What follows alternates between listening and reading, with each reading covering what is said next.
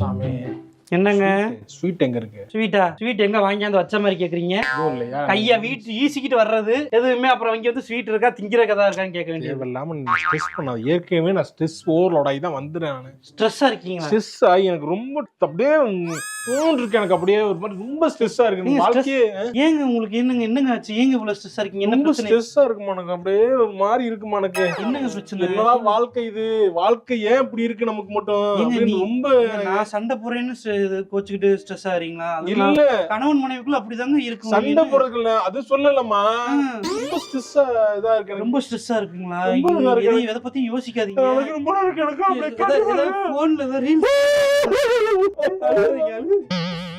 எனக்கு ரொம்ப ஸ்ட்ரெஸ்ஸா இருக்கு.